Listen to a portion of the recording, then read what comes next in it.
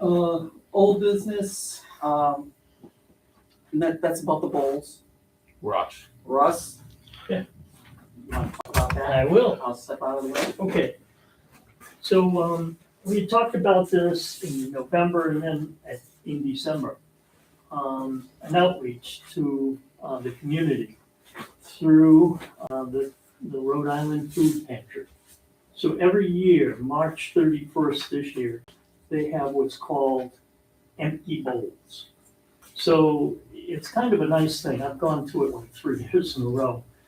And they bring in about, I'd say, 50 different restaurants. And you can walk around and sample anything that's there. So you get really full really fast. And what you get is a ceramic bowl. But they have another table off to the side that they sell bowls. And they make a fair amount of money doing it. It's collector bowl corner. And it's kind of neat, but a few years ago, I was there, I said, there are no wooden bowls here. They're all glass or they're ceramic. Well, no one ever gave us any wooden bowls. I said, okay, well, we'll talk about that. So I contacted the name that I had from the food pantry, talked to them, they sent me all this information.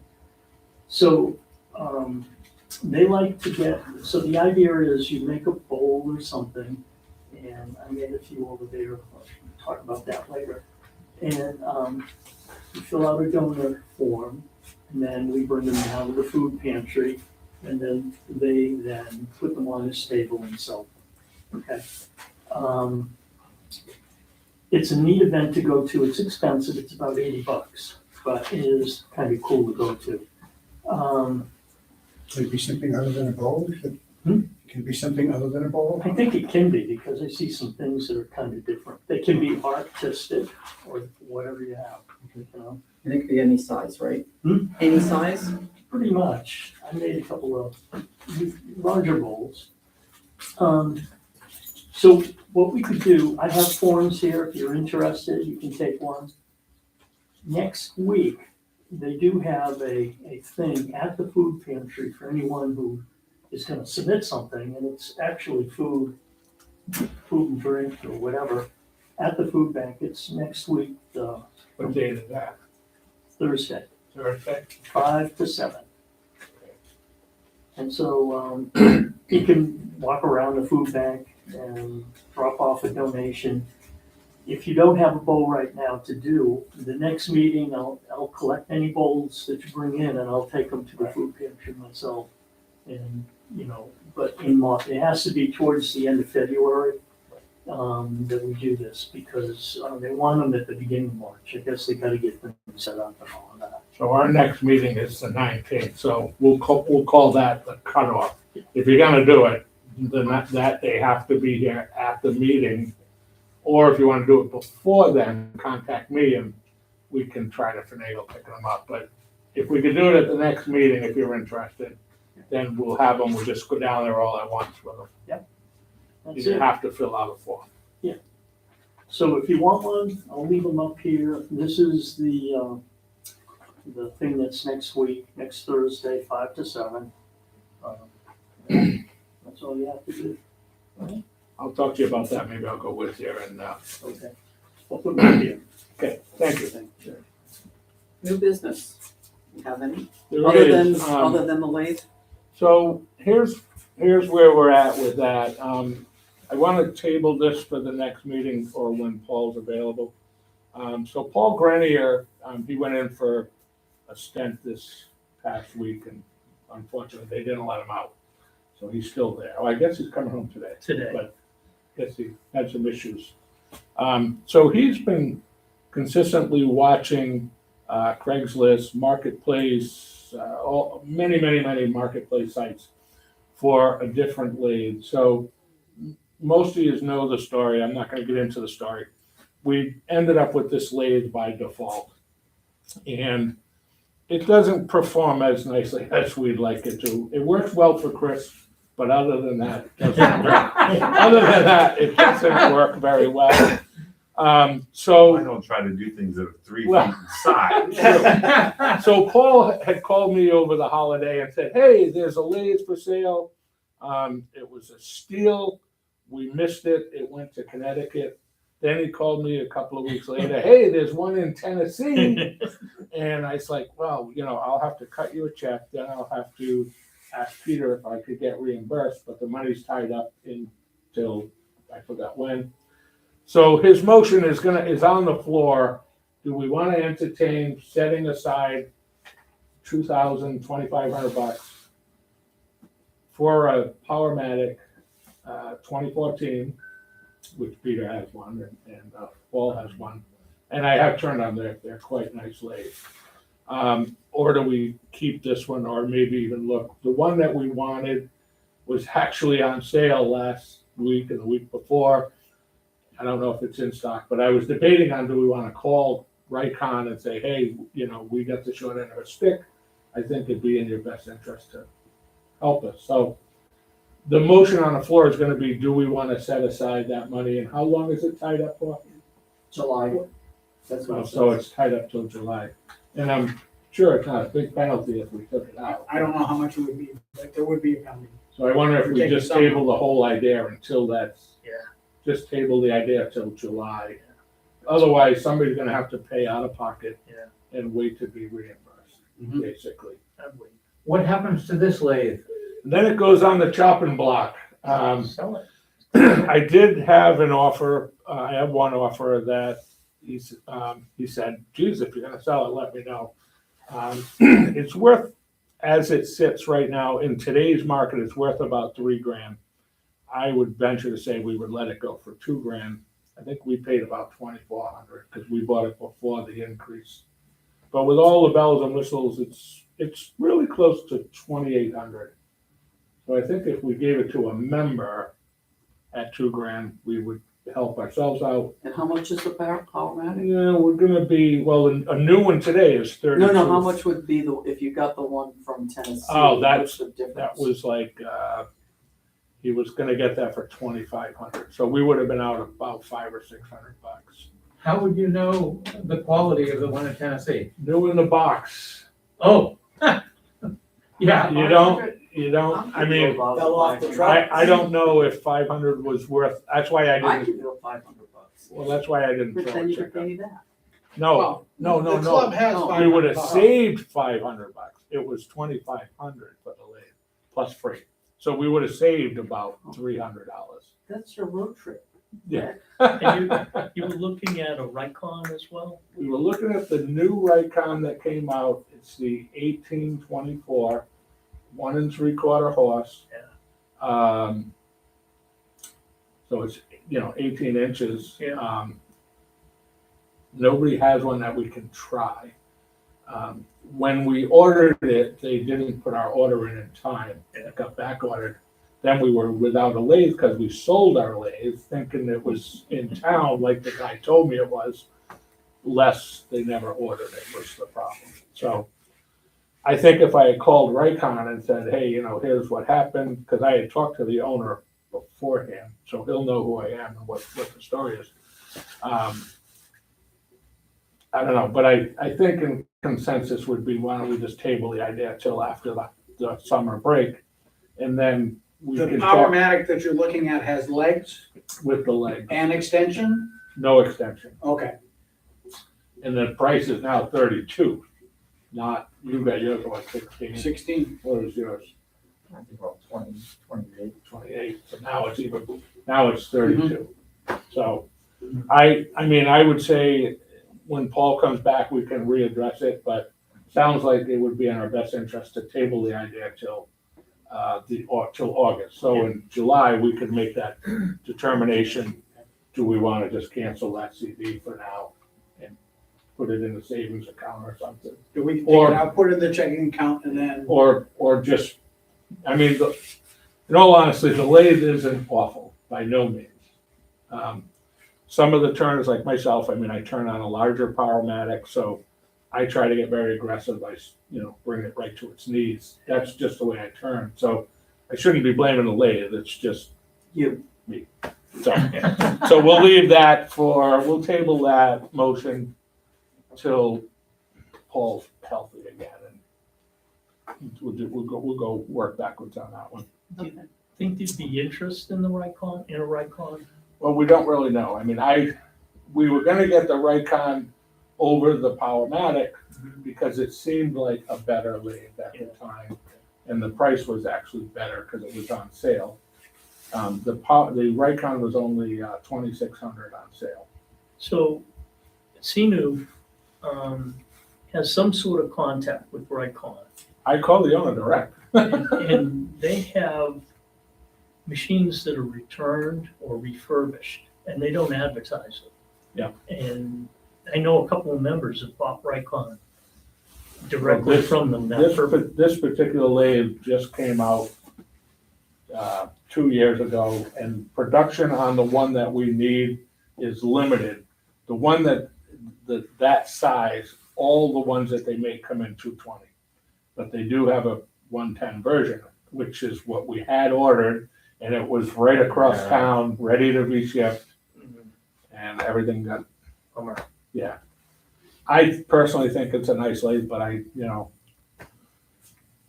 know. It's 1 3/4 horse, but it's like this, you wouldn't break it down and take it with you.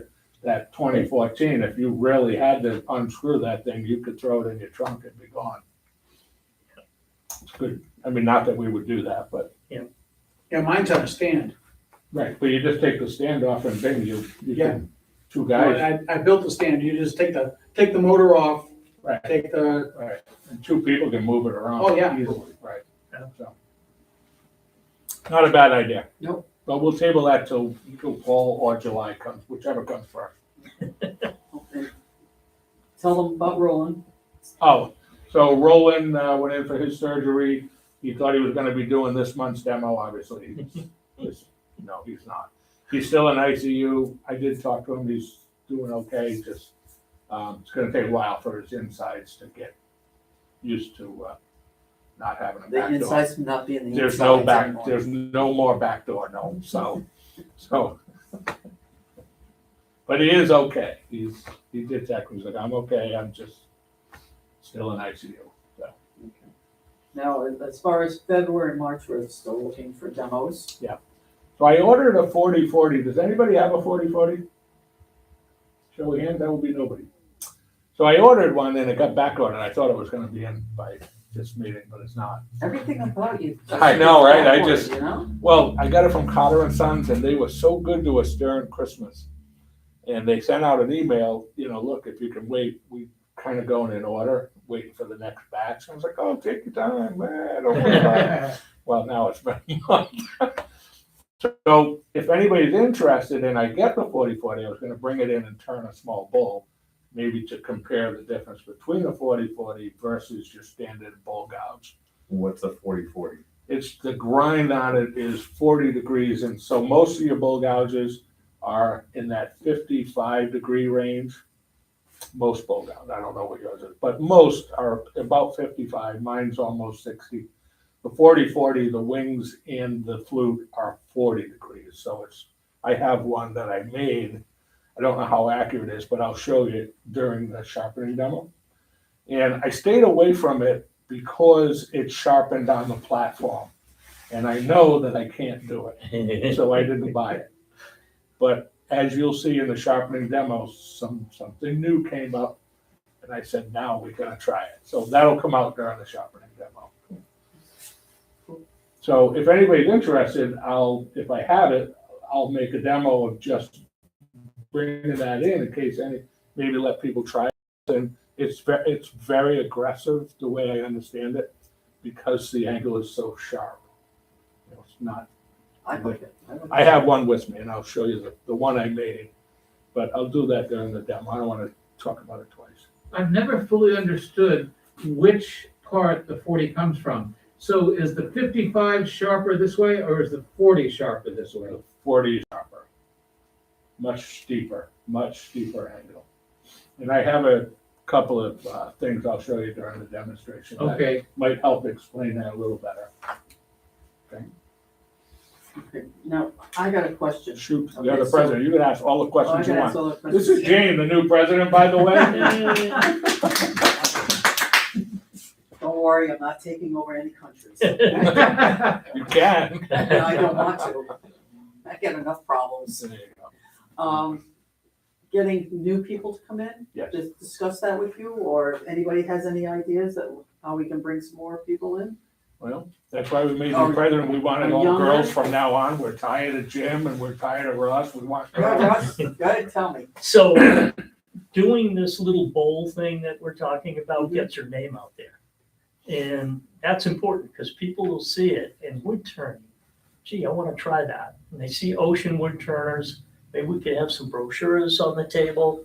We And it we would do help. have some cards that we can, Another thing that the other club does, and they get a lot of members, they do a lot of demos. So they do a lot, they go to in Massachusetts, there are a lot of fairs. They go to fairs, 2 or 3 day fair, they set up. People volunteer, they get 3 or 4 people there at a booth. They have a Sometimes, lot of people. yeah, well, there are a lot of people in that club, yes.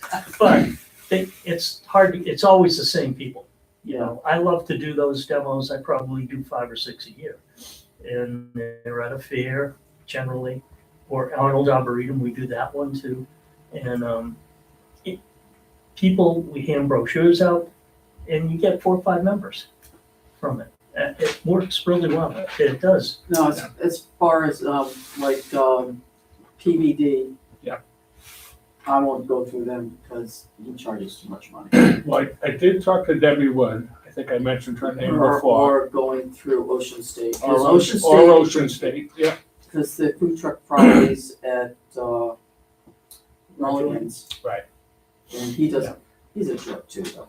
Yeah. I deal with both of them, they don't like. but I it. think Russ, Especially me. so Russ's point is, we did it with the birdhouses, I don't know that we got any new members, but, that's a great way to pick up new members, we did turn it that one, though.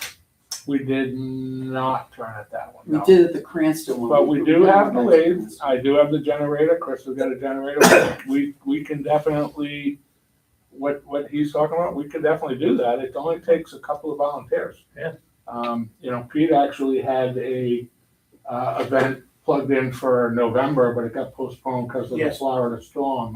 Yep. So there are outreach programs that we could do, and then you're in charge, you just call the, hey, we're going. We're going. Hammer volunteers. If they don't volunteer, then they have to go. If they don't want to volunteer, then it's mandatory. I have risen. Talking to her or me? Oh, right, okay, sorry. President. Then we'll pass it to him. All right, I kind of wonder, the first time I ever encountered a lathe was turning a pen. And there was a class of 6 people.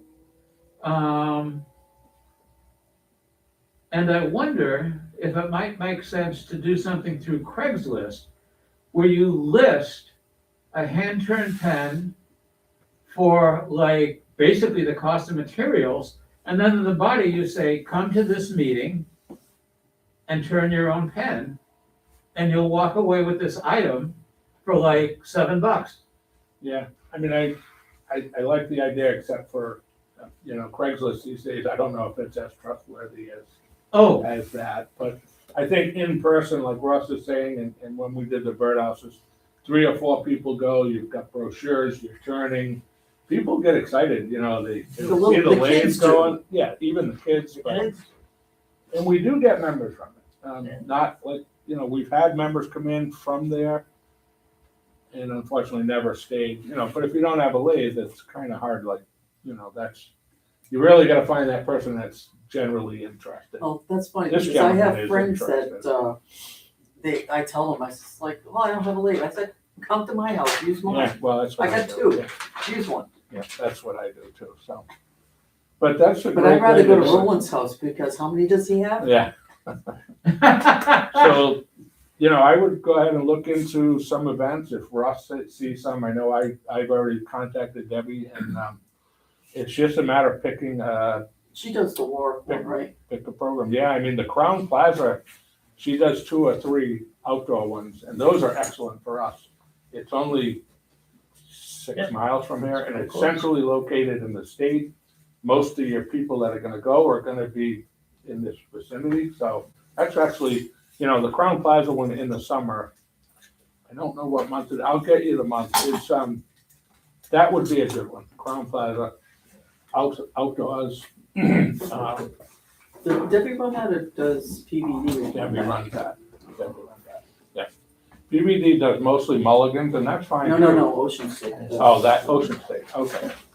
But that would work too, that's, these are close events, so. Okay. All right. She's, Debbie does the one at,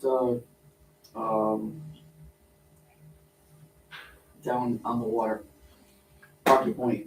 She used to. She used to, but again, Her Warwick's and doing Ocean that. State Yeah, had a big right. fallout. So Warwick took that over, or Who are Ocean these State. people and what are these things? Obviously events. Well, they're just outdoor, craft shows. Oh, okay. They'll line up 100 craft vendors and, we would go as a club and turn and, they get some people, 3,000-4,000 people walk by. So the opportunity is there to gain new members. There's only one agricultural fair in the state. There's only one, that's a long one, that's a week, that's Washington County. 5 days in a row. Washington County. Yep. Washington County Fair. And you That's can- and you can five We also have the days. You Seafood can, Fest. and you can, Wednesday and you through can set up a Sunday. lane at these things? Yeah, Seafood Fest. Seafood. That's a long week too. yeah, I Lot would of stay people, away 100,000 from people 2 or do that 3 one. days, because now you need multiple volunteers. And it's a long day. You go for 8 or 9, 8 hours, including setup and breakdown, you can get 2 or 3 volunteers easy enough. Never been to the That's- Washington County Fair. Never? I've only been one, Ah, Never Yeah. been. Wow. I've only I've been one, been on the grounds, but I've Yeah. never been Yeah. to the fair. I've only been one, so, at any rate. Anyway, all right, so show and tell now. Who would like to go first? I will, I think I've already taken the pictures, but, so I did 2 of these, and, this is olive ash. And they call it olive ash because it looks like olive wood, but it's not, it's ash. Something happens to the wood, kind of in the same era as sculpting, I guess. So I did 2, and I used the oil, Emmett? Emmett. And I don't know that I'm getting the finish that everybody else does, and I sanded the crap out of it. I think this one has at least 2 coats, if not 3. What kind of, are you trying to get a semi, A little bit semi-gloss of a- finish? How much, what A kind of little finish? bit are you more, trying to a little bit more of a pop. It's okay. I think on this one, what I did, and I didn't do it on that one, I did it on this one, I can tell the finish difference, is, I used, when I'm doing my pens, I have a, cut and polish, and I polished at a high speed with that stuff. It's like a dry wax, and then put the emmets on top of that, and it did come out much, like these 2 are definitely, this one has a little bit more kick to it. But But the, it seems like I don't know if I'm not applying enough, or if I'm, just, I don't when I see think yours seem to have a little pop to them. I don't think, well, you're, if you put the emmets on top of a wax that had already been put on it, Yeah. then the emmets isn't getting into the wood Yeah. and bringing out the, Yeah. because I found the reason I kind of switched over to the emmets from the tongue oil Yeah. was because I did some tests on several different types of Right. wood, and the emmets brought out the grain better than the tongue oil. But if you're putting it on, if you're putting it on top of something that's already there, then it's Yeah. not getting into the wood, and it's not Still- gonna bring out the still, grain the same way. I don't normally use it, but on this particular wood, I was like, this wood, it worked really well. What is the diameter of that large bowl? Oh, who the hell knows? Maybe That's 8, maybe 10 inches, Um, 9 inches, maybe. I usually do, what I've kind of gotten around to doing 3 is coats. just 2 coats of 2 emmets. coats. After that, you're not, it's not soaking in, right? And then I add the tongue oil on top. Okay, yeah. I do just because I mean Emmett's is so expensive. All right. Um, Well, at any rate, so I did 2 of these, well, actually I did 4, but I brought 2 in. I did one off the worm screw, just, this wood doesn't move a lot, so I wanted to try the, putting a mortise instead of a tenon. And then I saw a bowl at Fine Furnishing, similar to this. It didn't, I don't think I captured what I was going for, but I was trying to get a bowl in a bowl. I don't know if that makes sense. Mhm. Like, it looks like there's 2 bowls. That's what I was trying for. Ish, kind of got it a little bit. But same wood, this one I did not polish first.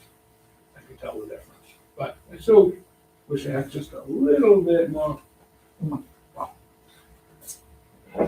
So, a Presidente.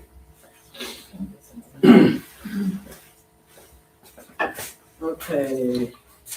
We're trying to figure out what this is. This is Tamarind Baltic. Vaulted tamarind. Tamarind, Malted tamarind. says tamarind. No, it says tamarind. Tamarind. Tamarind. In. What Tamarind. kind of wood is that? I've never heard of it before. It comes from Europe. If I remember, it's if I remember right, tamarind comes from Europe. Europe. Yeah. Not sure. And I decided remember to right, do a it was- little it's different this east. time. I got my weight down. I liked it because it had nice things. I should have kept it the regular color, but I wanted to go a little different. And it's just a water-based color, finish on it. I was in a rush. Still working on it. I'm still trying to get it that smooth. Well, that's. Okay. Comes with time. At first I was thinking Africa, but then I was like, no, maybe it was Europe. Native, and it's comes from the Tamarindus indica tree, native to tropical Africa and South Asia. Cultivated worldwide in tropical and subtropical regions like Southeast Asia, Mexico, Central America, and Florida. It's grown for its fruit, but also prized for its dense, attractive wood known for durability and unique grain patterns, often featuring dark streaks from spalting. There you Nice. go, my small thing. There you go. History lesson to boot. Nice No, job. history lesson's Thank coming you, next. Chris. That's I've next. been educated today. But that's my piece. Yeah, thank you. All right. All right, Ross, you want to talk about yours? Because are these bowls that you're donating to? So, yeah, this is actually a core. So I cored this. And this is maple, it's bolted, I guess. And unfortunately, this doesn't match very well. I don't know why. It just doesn't. I guess the outside was a little bit more gone than the inside. But it was definitely a core, and the core don't match. They don't match. Wow. It's kind of weird, you know? And they were green when you poured them? Yeah. Cool. And so these are the kind of bowls that I would donate to the food pantry for sale, and see how it Food does. grade? Hmm? Food grade? Yeah, this is Finishes on them? Emmett's. They used Emmett's on this. The shine's okay. I guess it could be better. I put very thin coats of Emmett's on this, not very thick. So I guess it could probably have a little Well, bit more. that's the other reason why if you use I use the Min-Max tongue oil finish. Yeah. And over the Emmett's, so that you can, if you want to get a high gloss sheen, the tongue oil will get you that. You just keep adding more I don't know coats. if I'm saying high gloss, But you can control, you can really, with the tongue oil, you can really control the level of sheen or shine that you want. Because if you put another coat on and it's too shiny, then you just take a greedy weedy Scotch pad and just buff it down. Tongue oil, huh? I'll try that. Yeah, I Yeah, love. over- Min-Max Would you tongue be oil buffing finish. it down by The other- hand? The other thing about it is that if it's a bowl that's being sold, I can tell people, okay, this is what it's got on it. You can pick up a can of Min-Max tongue oil finish from Ace Hardware, and you can refinish it yourself. It's a wipe on, Yeah. give it a Yeah. light growing over with a greeny weenie, wipe on, let it dry, you're good to go. And that way anyone can refinish something they're on their own very easily instead of some fancy homemade finish. Yeah. Wax that's got to be buffed or anything like that. I try to make it simple for my clients, Yeah, customers. customers. I'm gonna try it, thank you, that's a good idea. Try that. Okay, here's a little history lesson. Oh, boy. Who's heard of Liberty trees? I've heard the term, but I don't know what it means. Okay, back in the 1700s, they're in the 1760s, approximately 1765 to be close to exact, in Boston, on the Boston Commons, during the Stamp Act, which was one of the things that helped lead up to the Revolution. The Stamp Act was put into place by England, and the colonials started revolting against England, against King Edward. So one of the things they did was when they would get together and have their protests, they were doing it on the Boston Commons on the green, and there was a ring of elm trees around the green, and that's where they go to have their protests and whatnot. So that became one of the trees in particular. They were all elms. They started calling, all right, we're going to meet by that tree, and they decided to call it, because they were protesting for liberty. They decided to call it the Liberty Tree. And during those years of the mid to later part of the 1760s, they were, they had all their, serious protests. Like they hung effigies of Governor Hutchinson from the Liberty Tree, and this went on for through the years of the Revolution. That started the concept of Liberty trees that the other colonies decided they also wanted to plant Liberty trees for the same purposes. Rhode Island's Liberty tree got planted in Newport, which was the capital of Rhode Island at the time. And the first one was I forget what year the first one was planted, but it was in the 1760s or early 1770s. The first Liberty tree in Newport was cut down by the British during the siege of Newport in 1776, during that bad winter of 1775 into 76, for firewood. Those shitheads. Yeah. Well, it's probably a combination of firewood and the British are in control of Newport. You know what? Their Liberty tree, we're cutting that motherfucker down. So they did plant after the British left Newport in 1780, somewhere around 81, they planted a new Liberty tree. That lasted until 1876, if I remember it right. It was the year that one finally it failed. It died. They decided, okay, they planted a new one, and the new one was an oak, and it lasted for about 20 years before it just was not doing well. And they decided, okay, that's got to go. And so they planted the fourth Liberty tree in a place called Ellery Park, which is at the corner of Farewell and Thames. And that park it's called Ellery Park because it was the person that owned Ellery was the person who owned the land and gifted it to the town for the small park and for the Liberty tree to be there. And it was a fern-leaf beach that has been there since then until a week ago. It was doing badly. They were trying to save it, but it had gotten beach leaf disease. Nematodes. Where the leaves, I guess it's made primarily the leaves that are affected, and they die off. By last summer, there were almost no leaves on the tree at all. And they decided from that, and I think they said it also started developing root rot. And so it was decided that the tree needed to come down.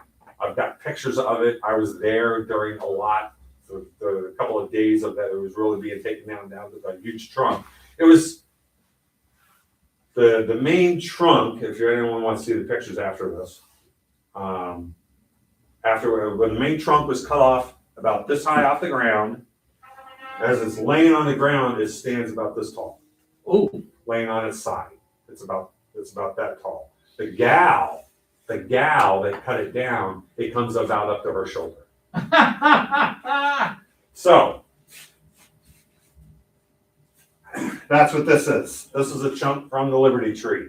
So it is historic wood, even though it's not.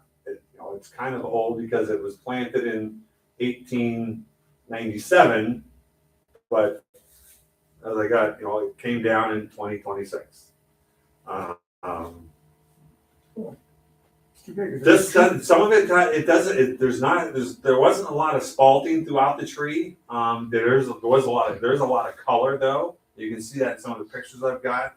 This piece, so what it'll do color wise, I don't know. Oil obviously, emets or whatever will help bring out some of the color that is in the heartwood.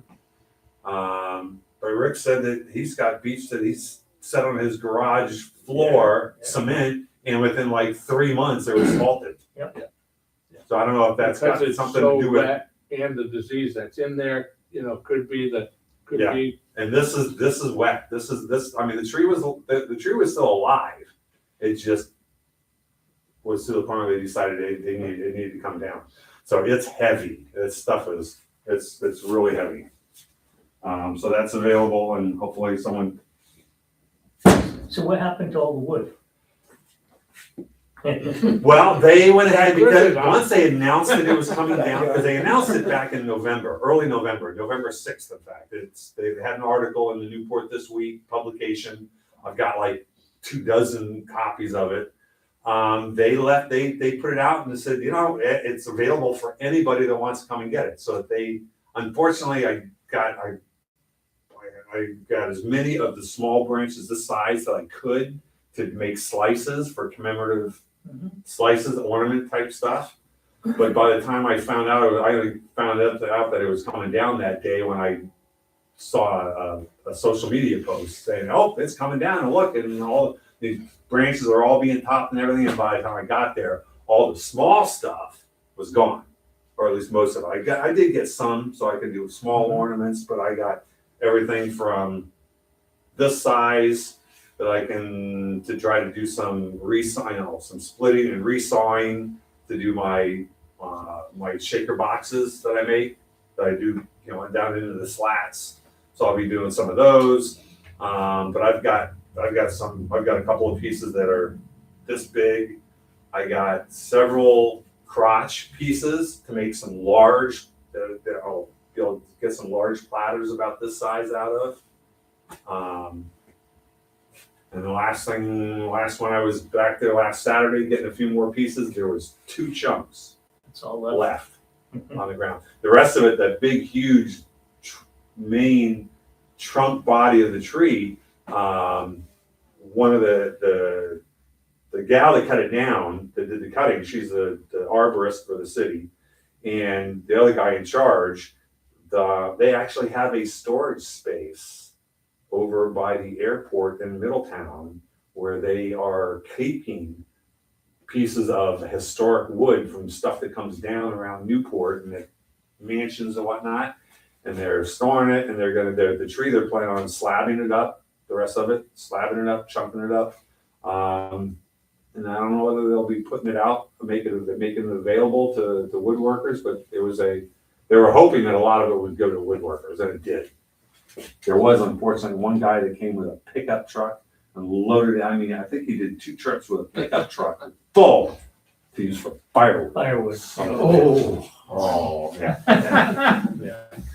Oh, well. All right, sad. All right, so let's take a break. Oh, there is gonna be a new Liberty tree planted this Yeah, spring. but look how old it'll be by the time we Just get gotta wait it. 100 years. It's being planted for the 250th anniversary. I think Paul has a. Oh, Paul, that's something I didn't know, it's hiding it. Oh, I was hiding it. Oh, yeah, well, I'm new with this stuff, so let's make this little time. It's cute. Oh, it's cherry. It almost looks like a bangle. Yeah. Oh, you wanna see it? Okay. Of course. What's the wood? Cherry. Cherry. Cool. Okay. All right, nice. Another one? Now we can take a break. Yeah, I- I- my thing has a couple of nicks in it. There's a treatment for that. Does that affect? I don't think it affected, I had one that had. They've tried. They did try to say. Where'd you get it? I've been working on trees in my I yard bought mine, for which are 3 or 4 years. Uh-huh. It seemed to come back. Oh, yeah. What's your last name? Solos. I don't know what they tried, but supposedly they tried. They got the point of the side. And maybe, that's why I'm saying that, quite remember, I think they also got it. Possibly, I might be remembering it wrong, but. No, I don't box and God knows when, I can't remember when I bought it. Yeah. It's been a couple of years. Yeah. So I'm I need a curious, new one anyways. did you get this wood off of eBay? No, I bought that at, Sweet. For crafters. Oh, okay. I saw it and I I mean, I said, thought it was that. Yeah. I thought I was on Usually, I mean, what'd you put on that made it so dark? that's, it's just a regular stain. I'm only. It's cherry, yeah. Yeah, because normally it's this color. Yeah, I know, I was sitting there going, Yeah. do I leave it then, or do I? Green one. Yeah, so it's a real light, very light colored, whitish. And I'm still working on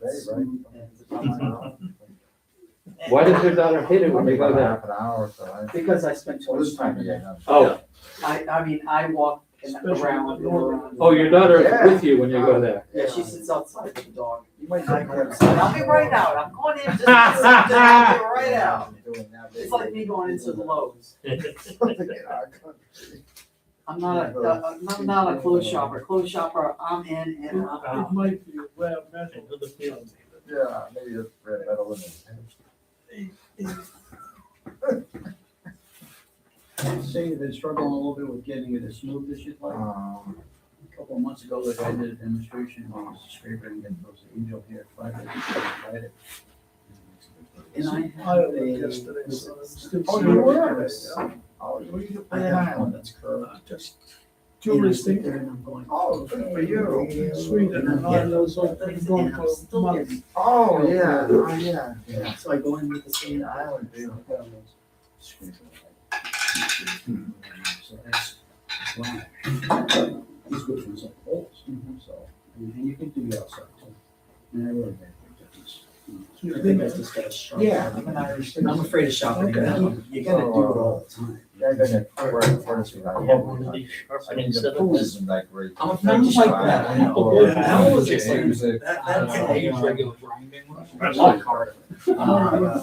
That's where you know for setting Oh, the yeah. distance up, It's when you use the little guide thing, Grinder. right? Well, it's a sign. The plastic guide thing, right? Instead of doing that every time. It's a slow speed limit. I do, I took a block. I took a little piece of wood. I'm like, okay, that's what it needs to be. Yeah, I made it, It's a so I plus just, steel. something that fits right there, and all I gotta do is go, whoop. It's also CBN wheels. Last time I was Lots there, of companies that put them on sale regularly. It's like, it usually does a good deal. Sometimes you'll sell Oh, yeah, I need some help. the motor I'm on this one. with one. That is a negative rate straight. I forget what company it is. I have no idea what to do with this. Return store, I think that's I'll get it. All right, what else I need to know? They'll sell a right car with. That's a lot better. This one. Just one. Yeah, I struggle with that too. I wanna talk about that a little bit. I just wish I had, With that. you know, Oh, okay, what else? We will fix Number it. of returning Oh, this is another supply one. stores out there. Similar to that. That one's pretty good. Okay. I'm So really you close use to it him, for I was talking. Yeah, Always get the other this one here, this is, I use this for If doing he the, doesn't have something. Yeah. So, Goes down, it goes Jim, I know Always, that, I said, yeah, so the. But these are all platform. I don't have it, he Paul's has, gonna he show has. you, Russ will show you his platform. okay. But, yeah, That's we so can, funny, I, we you know, can throw a quick my hit. daughter's going. Good. You know, Okay, I wanna see, I can I do it, so I Oh, know. there, piece of cake. I'm getting pretty good with those. Yeah, That's small. this, once you get this figured out and you mark it, Yeah, the rest is, that's easy. right. Partially done. And then I just finished up.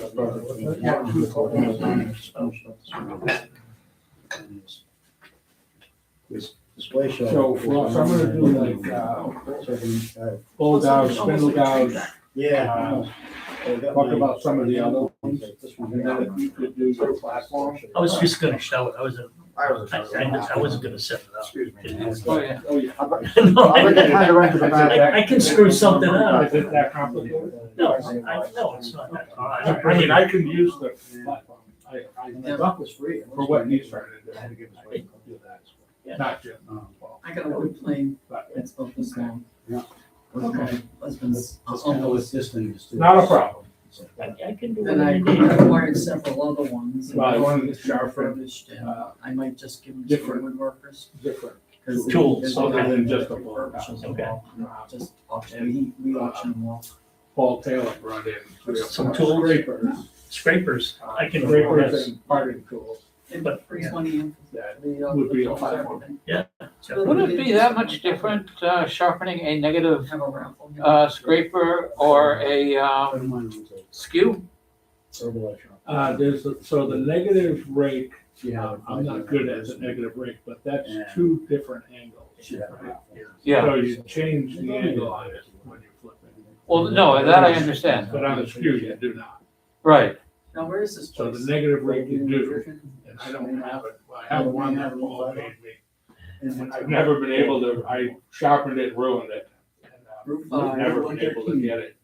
Well, the only thing I've ever done is the spindle gouges, and, I just kind of mark them with a marker, and then I just kind of dick with that until the mark goes off, and then I, hit the switch and swing it around.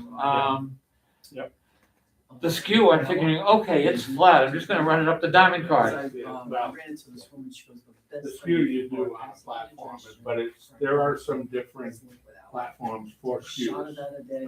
Well, I've got, Because it's supposed to be skewed a little bit. I've actually got the thing, but I've never really set it up, that goes with that, except it's the winged thing. Oh, yeah.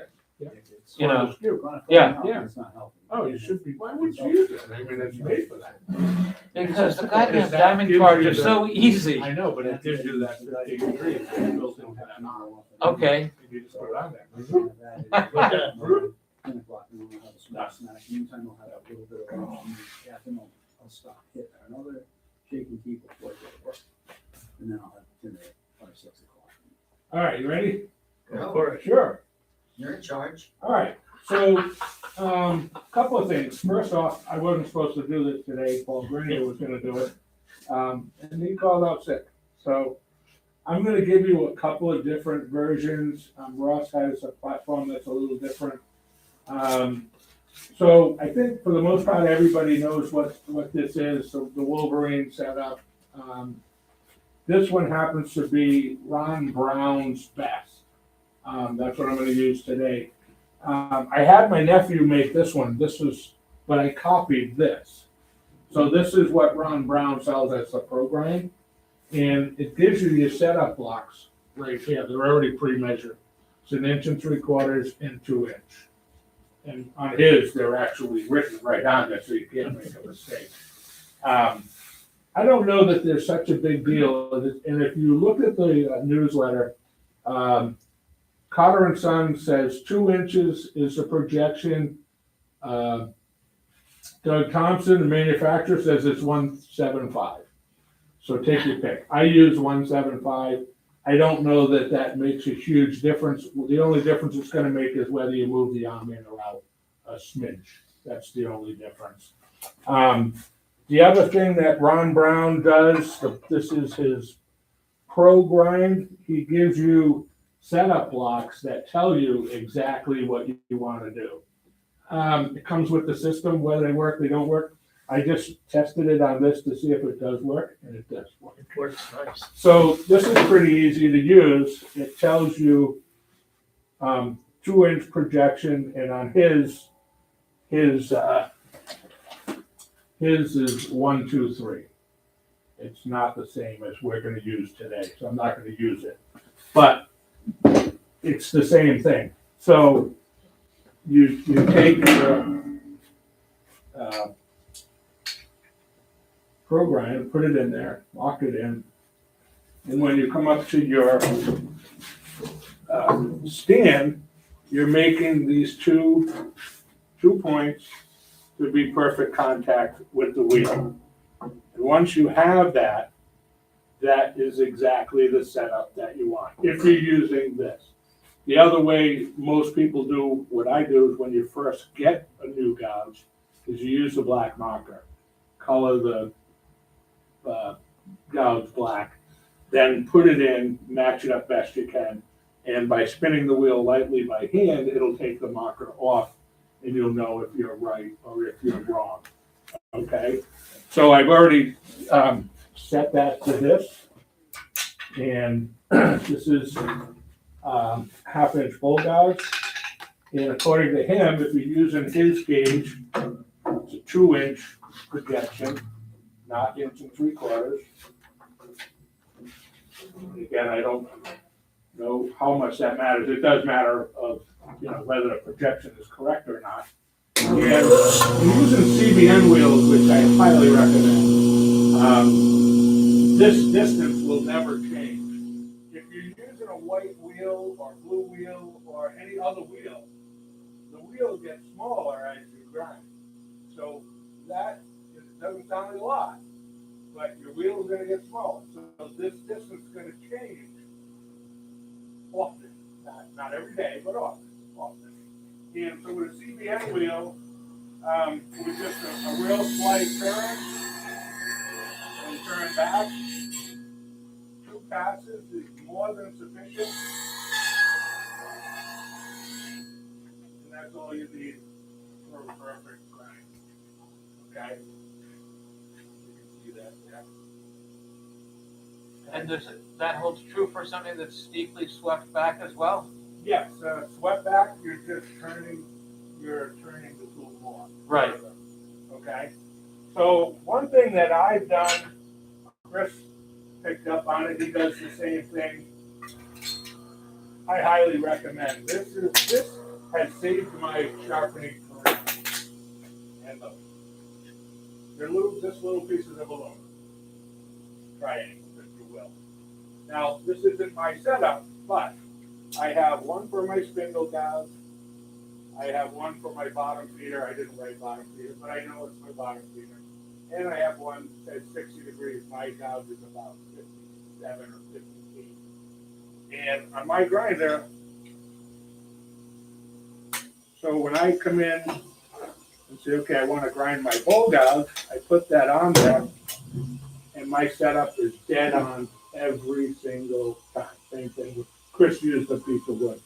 Once you get this figured out the first time and you're happy with your angle, everything's working good, cut something exactly to this arm.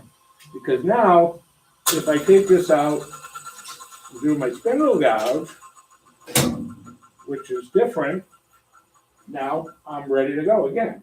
I just got to measure I use 1 3/4, measure that again, and now I'm going to do my spindle gouge. So if you go from this to the platform, or from spindle gouge to now I want to do a different grind, and the label, and you'll save yourself so much steel, it's astronomical. And when I say that, And time. I had a very hard time doing the marker thing and moving it and doing the marker thing. So I'm going to talk about this twice.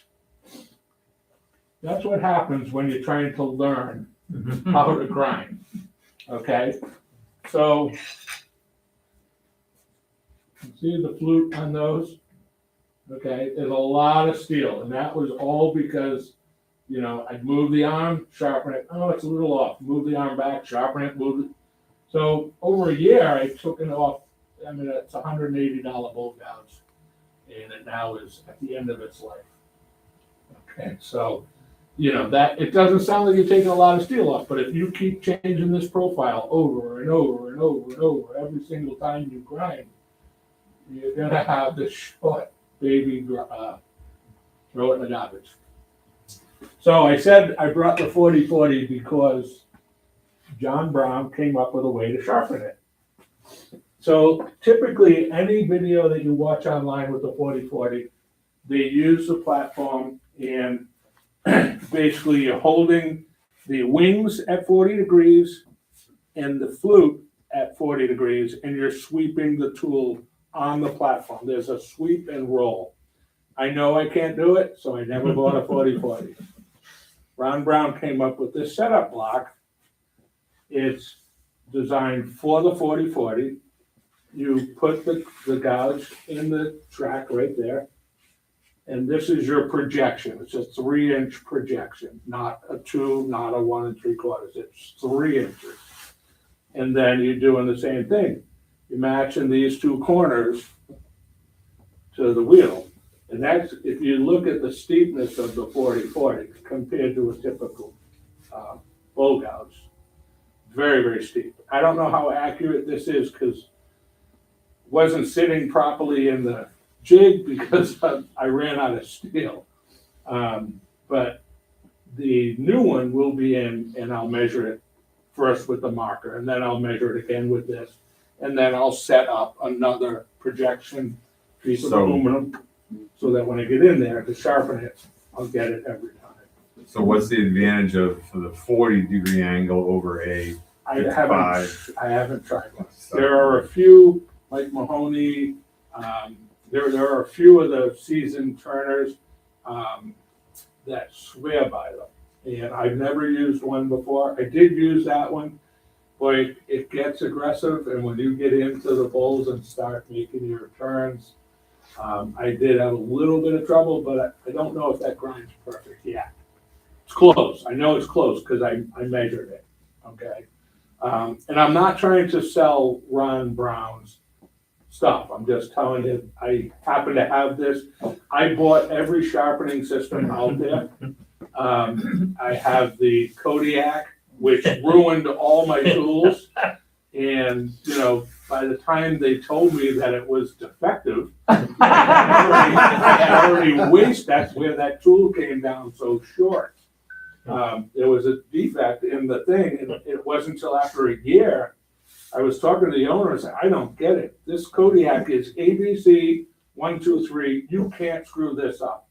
Well, I wasted more steel than I can count. And come to find out, there's a little edge on the arm. So there was a little edge on the back of the arm. Their thing is different, similar, and it wasn't ground well enough, so it wouldn't go all the way in. And that made me change all the angles. So ABC 1, 2, 3 didn't work. Long story short. So I did get, you know, I finally got the Wolverine, I did the marker trick, I've been through all the grinders. Also in the Ron Brown setup, they give you this block, okay? And what Russ was saying, he uses a relief bevel behind the original bevel, and that's what this is for. So you don't change the angle while you still have the tools set up in your jig the correct way. Drop that in. That moves you to, you pick your angle. It'll move your gouge forward depending on which gouge you use. And that will give you that secondary bevel. Easy enough to make to yourself. Well, you could, yeah. He gives it to you. So that's all I'm saying. How much is that system? They're all the same. It's $129. You get the platform, the arm, a couple of the setup blocks. But a lot of this stuff you can buy individually. It also comes with this gauge, which is your potting tool, your skew, your roughing gouge, okay? We'll get to that in a second, but it works the same way. And then we threw this in with the, when I brought up the 40-40 gouges and all sorts of stuff. It gives you this key, if you will, and it will tell you, basically, if you get it set right, you can find where you're at. So right there, I don't know what that says, 55. I'm a little bit more. I think I'm closer to 57. But at any rate, this will give you an idea. There you go. That's what it is. Put my glasses on. Closer to almost 60 degrees, which is what I use. Yeah. This gouge is what they call bottom feeder. So it's a very, very short flute. And particularly it's only used on the bottom of the bowl. So once you've already made that curve, now you're coming from the curve in. And usually on deeper bowls, so it's 3/4 inch, it's not as aggressive. And if you're well over the tool rest, 2 inches over, 3 inches over, this will maintain. Versus a regular bowl gouge where you get 2 to 3 inches over, you're in trouble. But I use this. Degrees is that, right? This is 60. Yeah. And the difference between this is, so it's not a lot, but so my regular bowl gouge, I am another, call that about a 1/2 inch further away. So I'm not getting that steep front face, okay? This is a great tool for using if you're doing deeper bowls. A regular, bowl like that, you wouldn't break this out. I also use this on a 20-inch handle, so I've got an enormous amount of leverage.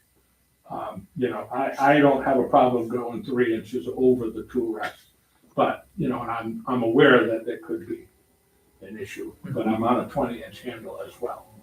So, and again, that's just, you're not, like you had asked about these wings, when you're sharpening this, you're not rolling this over and creating wings. You don't want wings on this, it ruins the grind, you don't need them, because this only has one purpose, okay? The,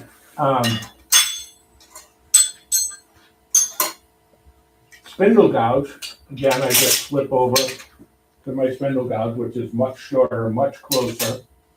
And I have one here, there's two.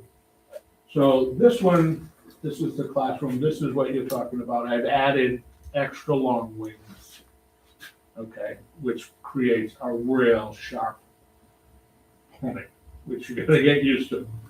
From the factory, they come a little bit less aggressive. And they're staying away from putting the long wings on for whatever reason. So I actually bought this by mistake. So I kept it this way because the other one that I have I did grind the wings on. And that's just a matter of when we're grinding, when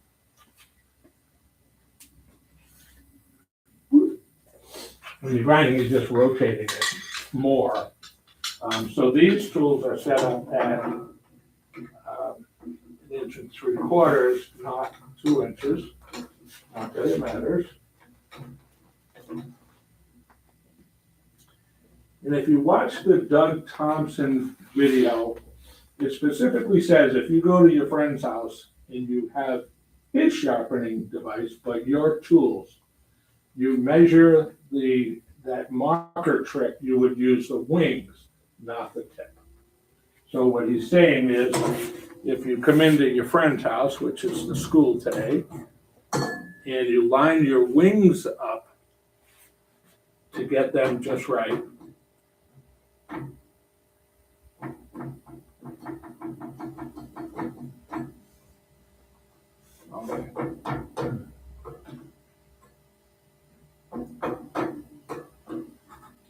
should. And seeing as this is a school gouge, I'll see how I did.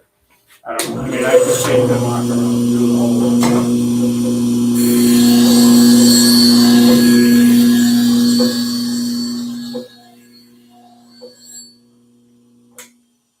So I'm off a little bit, and again, that's where all that extra feel goes, because now when I try to fix it, I'm gonna take off more feel. So I was off a little bit, but actually now I created that secondary bevel that you were looking for.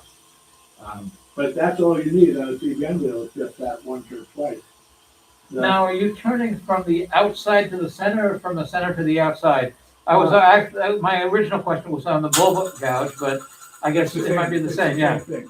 So that's a personal preference thing. I think Paul Grenier one day was telling me he does his tip first, and then he does his wings. I think I do half and then the other half. I don't know that that actually matters, whether you do the tip first.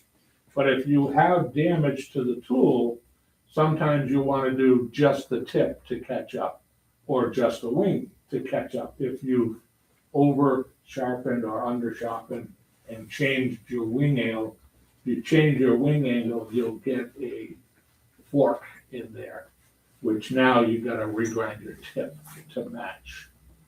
But that Doug Thompson video that I put a link to in the newsletter has a lot of how to repair a bad sharp, if that's such a thing.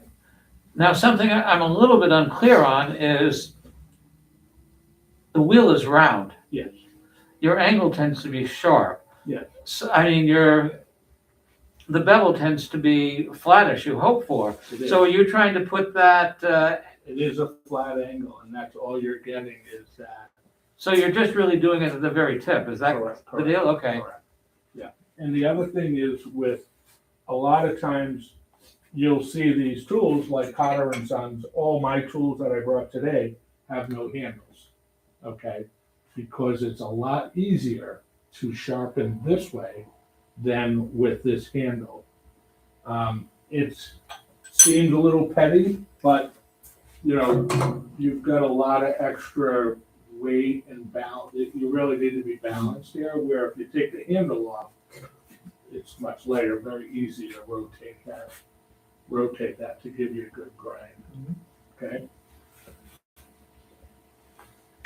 So those are basically the bowl gouge, the spindle gouge, and, you know, whether you're using that setup block, you know, these are spindle gouge, and it tells you fingernail grind, or bull gouge, regular grind. There's, the other one is Raptor, the red ones. Same thing, you put it in your thing, mark your angle, they tell you what that angle is. But once you find the angle that you like, trust me, cut something that fits in that arm and label it, write it down. This is my favorite bowl gouge, and never ever change it. One thing Doug Thompson tells you in his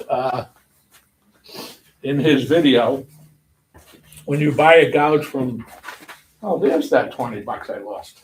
Yeah, I knew where it came from too. So when you buy a tool from Doug Thompson, he sends you this picture, okay? This is exactly this. In his video, he clearly says, this is your angle. This is your tool. Never, ever, ever change it. It's in the video. Doug Thompson makes the tool. I gotta go with, he knows what he's talking about. What would you change? This leg is adjustable. So to do that 40-40 that I just showed you, I gotta move this leg from there to there, which I will not do. I have the other one that I'll weld it if I have to. Doug Thompson said, you don't change this. You go on there and say, Doug, should I change that? No. But it's You made, don't care what the tool is. it's made to be adjustable. He didn't make it, he uses it. He didn't make it. This is not his, this is a regular Wolverine. This is not from Doug Thompson. Doug Thompson just said, when you're using this one-way jig, This is the picture, this is the angle. Don't change it. The only thing you need to change is this arm and how much you're gonna swing. Either, don't argue with me, he's the manufacturer. And cause I've done that, I changed that, I moved this, I moved that. Well, I lost 7 inches of steel. So obviously, he might have been right. Just saying, he gives you this guy and he swears to it, don't change it. So, that's why I say, these little, I call them setup bars, they fit in there. This wheel, the CBN, it does not change diameter. So this distance is not gonna change. My projection is gonna be 2 inches or 1.75, depending on what I use. And how the only other variable is how far you're gonna move this leg. And as long as you put it all back together the same way, you're gonna get the same grind every single time. So if you're actually changing the grind, you would also still do a CBN wheel rather than going to like a really low grit white wheel. So this is 80, you just get a different grip. But he just told you not to do that. Why are you gonna do it? Okay, Unless you're a professional and you say, boy, I need 3 more degrees to make this turn, yeah, okay, mine is almost 60 degrees by default because I screwed it up so many times. That's what I stuck with. I think the traditional gouge is about 55, I believe. So, at any rate. So those are your gouges. Now you get into your platform work. And I think the one that they sent, this is not Ron Brown's, I think the one he sent me actually has a cutout for the wheel. I don't think that means anything at all. One of your tools doesn't matter.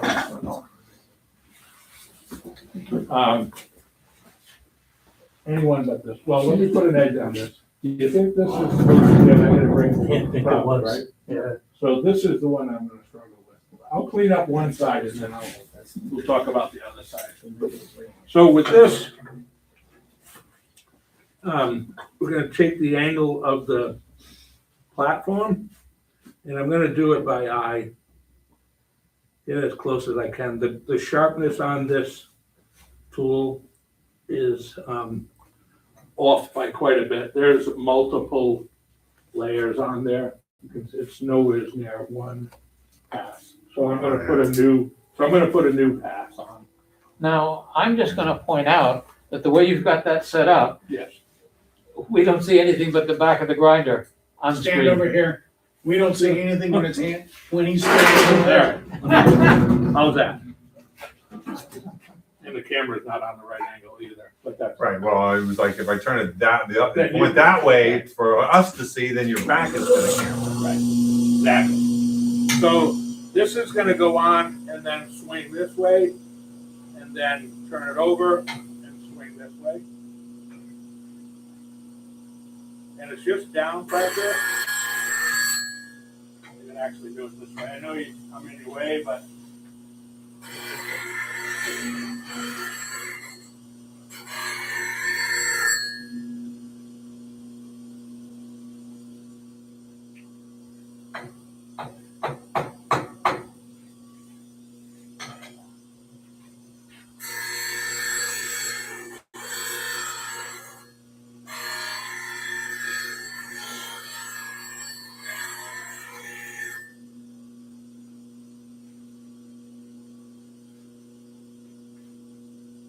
Now, obviously, the other side has to be done, and it's a little bit different, right? Does it matter a little bit? You have to get the angle.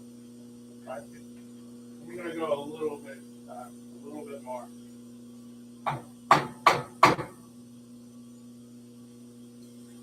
See what that does.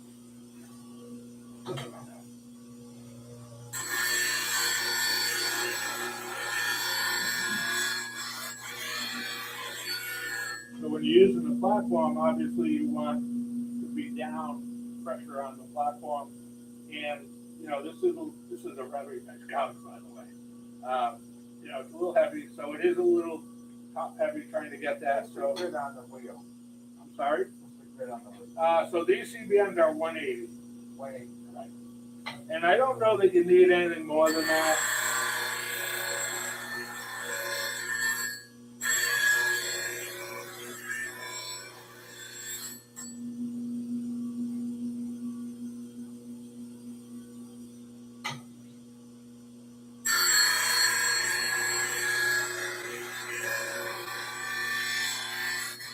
I actually have, I switched over to a 360, and obviously it's much finer.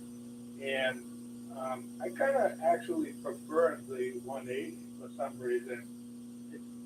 I mean, the 360 you really just a light polish. You really don't even have that, versus this 180's got some grit to it.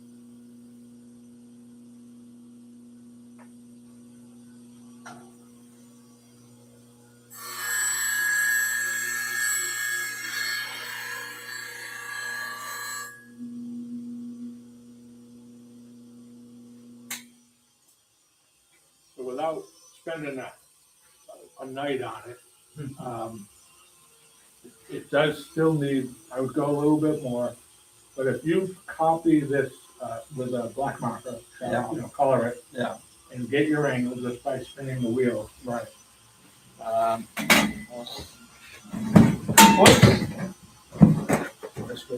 Everybody knows what I'm talking about when I say use the black marker. So you're coloring the angle right there. Right. And then you put it on the grinder, and back the wheel up. It takes the black marker off. Okay. Okay. Okay. So, you're doing about an eighth of an inch? well, I would do more, but this angle is wrong to start with. So, you need to just keep doing this. And I don't want to spend too much time on it, but I would keep running this through until this whole angle is the same. Okay. So see this leg right there? Yeah.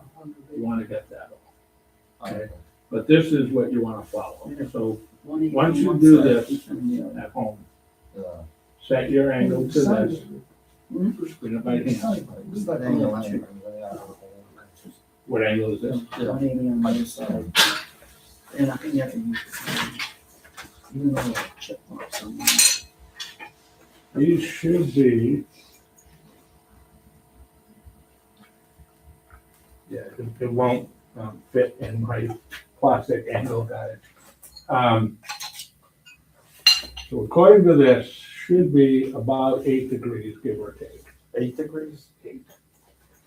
So, well, this is a negative break, so I don't know if that, you probably can't go by that. Probably almost closer to a skew. And I don't have my angle finder here. But that's, so my point being, so now that you've got an edge started, run that until this is all the same. Okay. Okay. Now, you've got who brought their roughing out there? Oh, I got it. Pete, right there. This one? Parting tool. Sorry? Parting tool. Yeah, hang on to that for a second. Okay. Well, I got this here.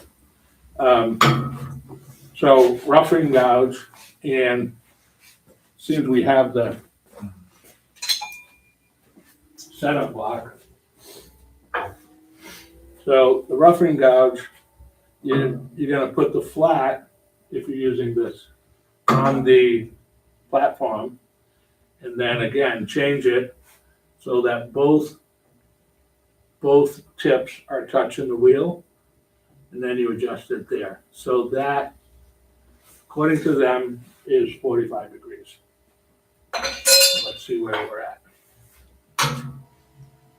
Interesting. And we're right about, almost dead on 45 degrees. So this one is simply rolling the tool forward and back.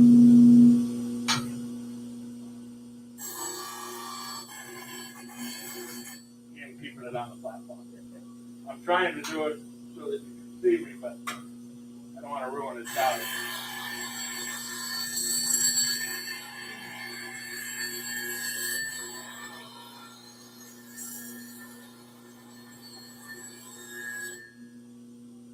And you can see whether you're coming up enough, what you can see on this angle is different than when I started. You can see my new angle, and you can see the old angle. Okay? So you want to keep sharpening until they blend together. Yes. Yes.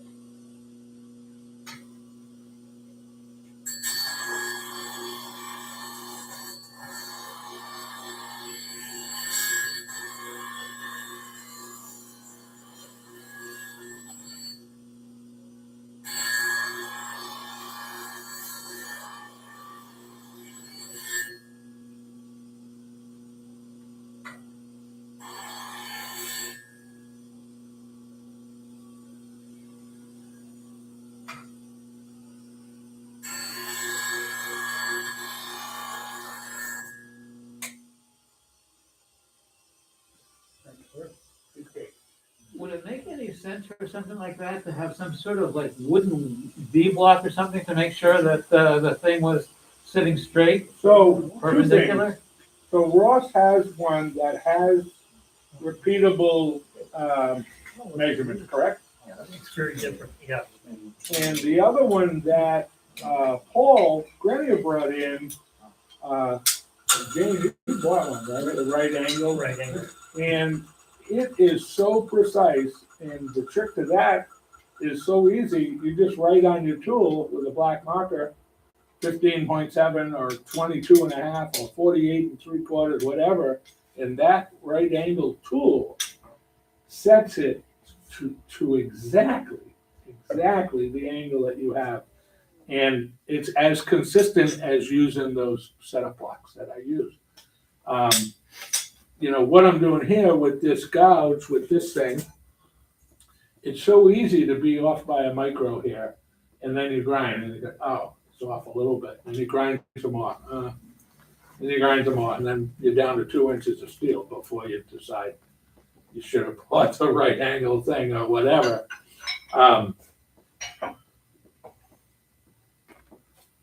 So the parting tool is 30 to 60 degrees is what they call for. And again, I'll use his setup block only because we have it. And we'll see if it is or is not. And it actually is dead on. So I guess he does have a clue to what he's talking about.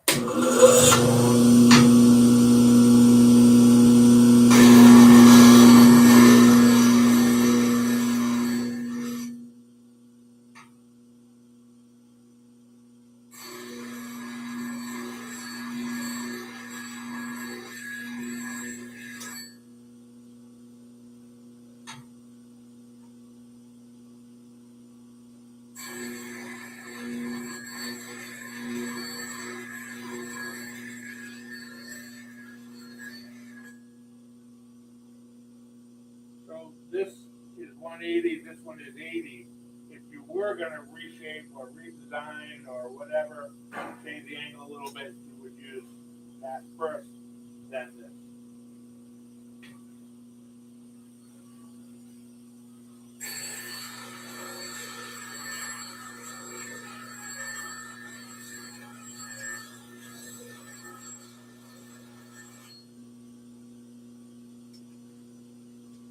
And you simply bring them till they're both super shiny, super sharp.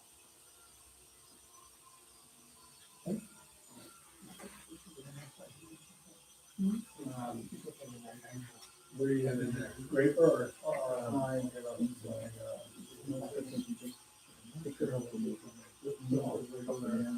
Oh, that's your dovetail tool. Yeah.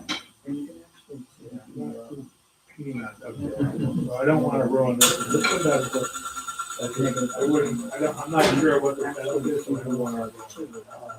But I would do the same thing. Color the tip. Right. And match it up. And with this, you need to make sure you've got the angle. So this is your 15-degree angle.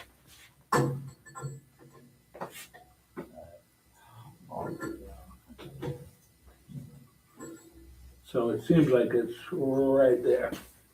And then you gotta come around and do this tip.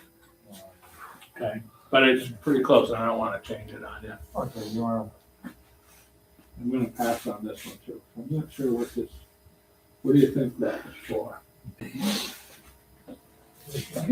It's what it was, but it's got a curve to it. Was it beating tool? What do you call it? Yeah, bedan. Bedan tool, so Yeah. it I'm cuts not- it's supposed to cut straight, but this got a curve to it. Yeah, so I don't wanna do that, because I'm not sure what angle it's supposed to be at. Let me see your parting tool for a minute again.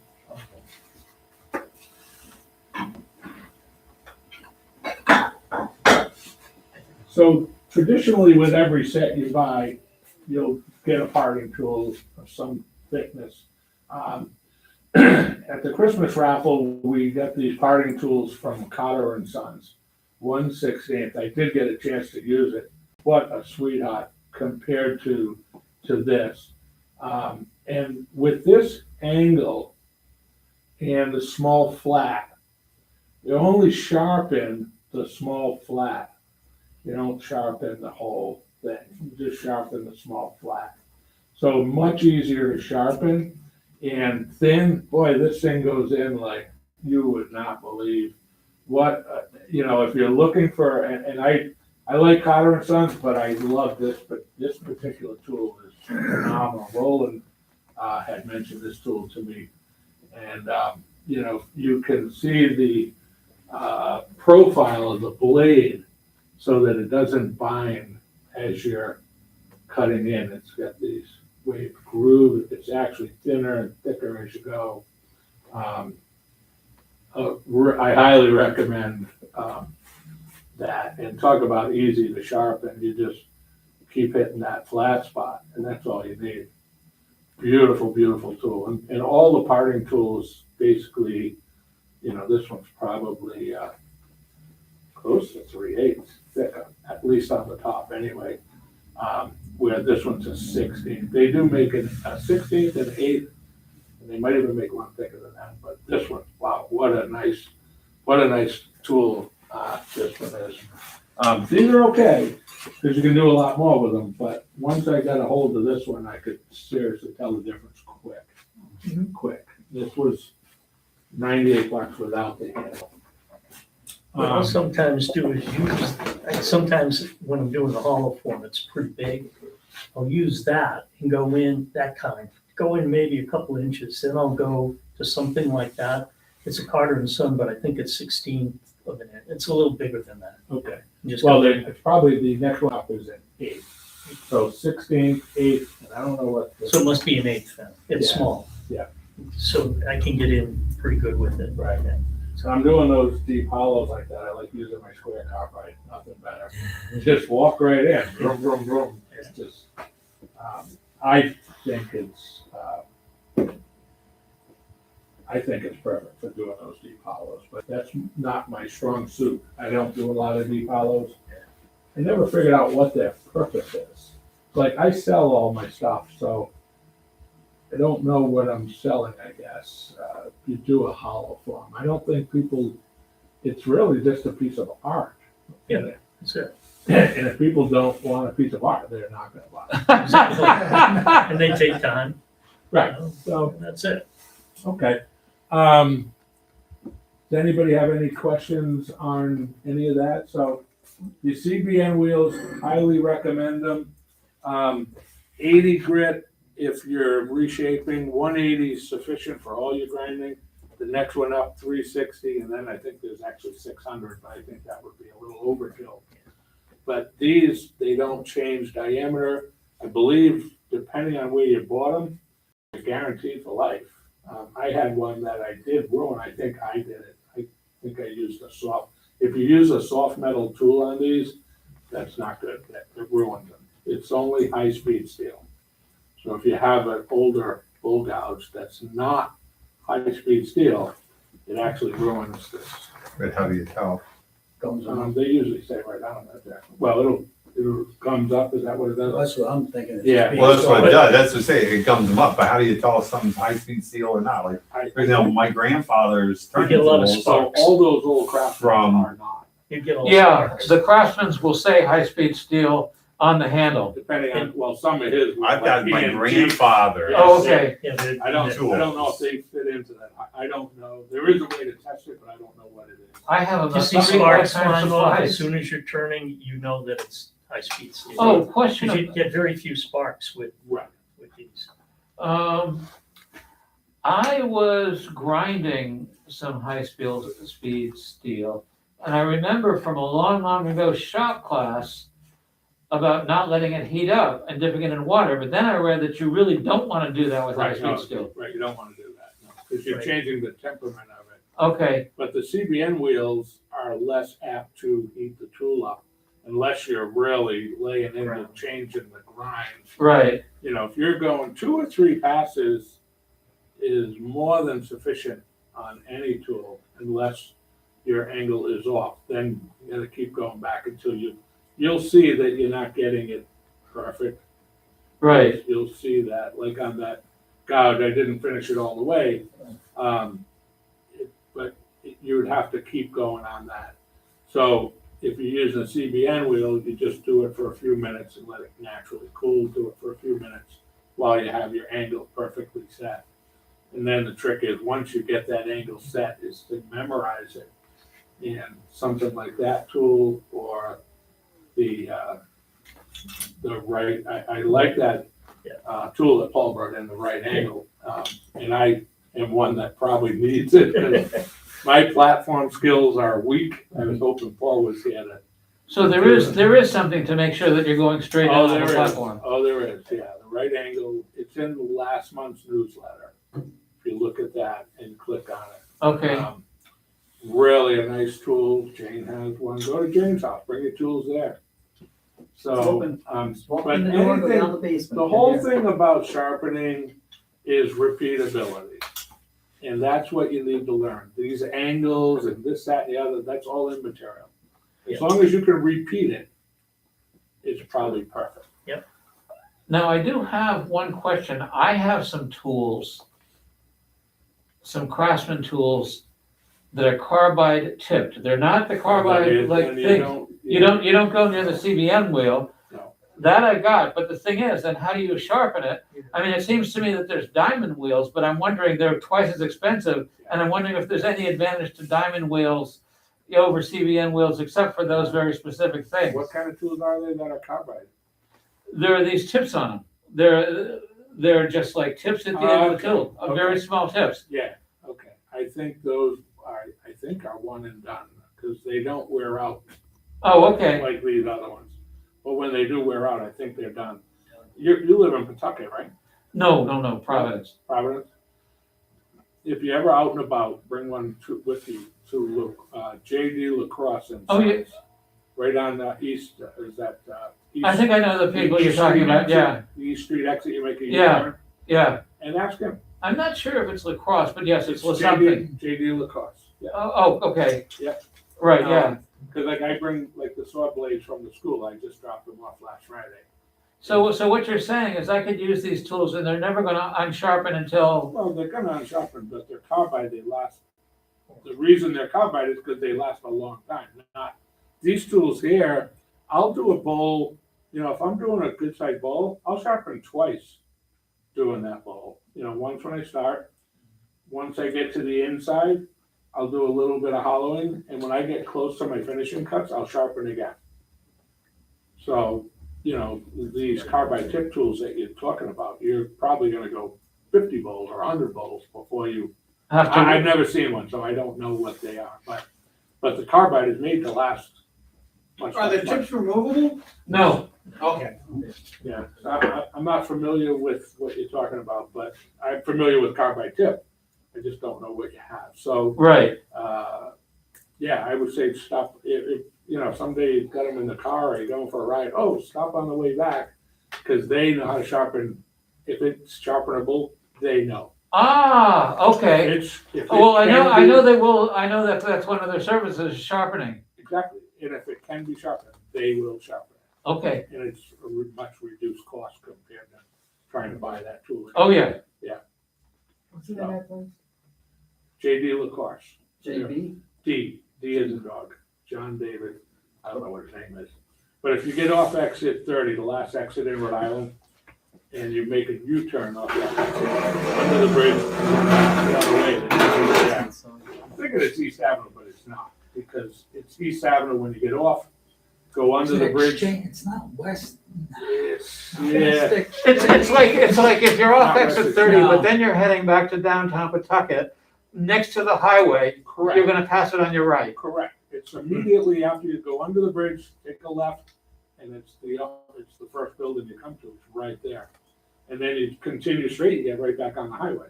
It's a U-turn. Right. Yeah, it's the last exit in Rhode